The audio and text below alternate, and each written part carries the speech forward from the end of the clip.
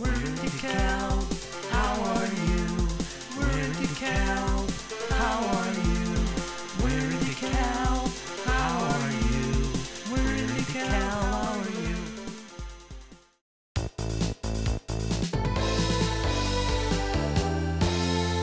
you? Welcome to this week's We're in DeKalb, How Are You news. Now featuring green screen.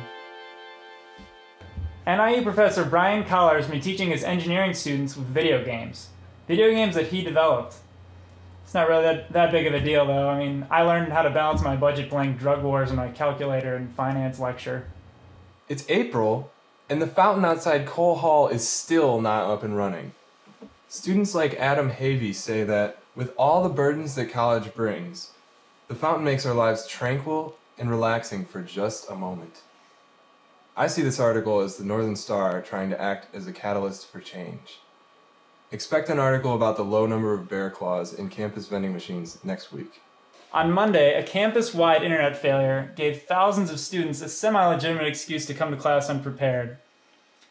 IT Director Cindy Phillips says this could happen at any time, anywhere. So, Farmville Flyers, feed your animals when they need to be fed, and don't put it off to the last minute. School districts in DeKalb and Sycamore are taking steps to combat cyberbullying within their student bodies. We don't see what all the fuss is about, so we trolled the comment threads of this article on northernstar.info. My NIU has been undergoing some minor structural changes, including the placement of some of their links. One student commented, "It's hard to use right now because I'm not used to it." Well, I'm sure you'll get the hang of it. Good luck. Two groups supporting the right to carry concealed weapons demonstrated in the MLK Commons this Wednesday. We are awarding them the first ever We're in DeKalb, How Are You News Timing Award.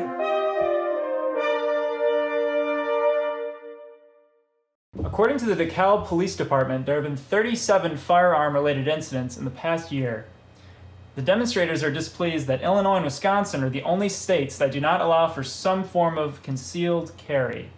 Oh, so you mean I shouldn't be concealing the weapon in my ankle holster? No, you should conceal it. We're gonna cut to the next segment. I didn't know you carried. I showed you my NRA card, come on. At my freshman orientation, I was told that this very water that spews from our fountain is Kishwaukee River water, whetting the thirst for knowledge on our campus. But when I drive down Lincoln Highway, I also see the Kishwaukee River. So we're here to find out how this river can be so many places at once on the first ever episode of River Walking.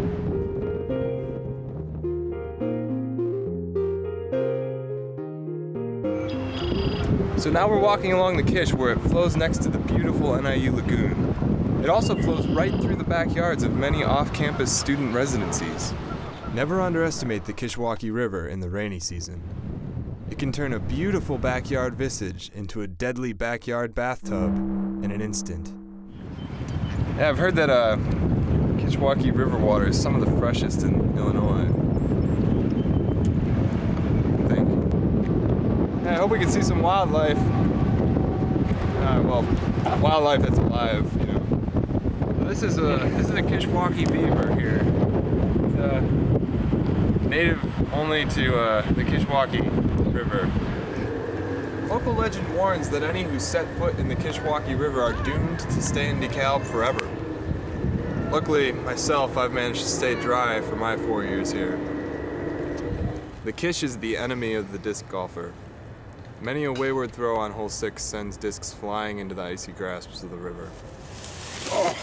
Oh boy, it is not a comfortable temperature out here. It was a long, hard journey, and despite my interesting encounters, I still didn't understand the geographical span of the Kishwaukee River. So I consulted the internet. Simpler than I thought.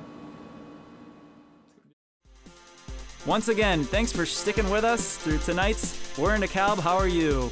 Tune in next time to stay informed on the world's most compelling news stories.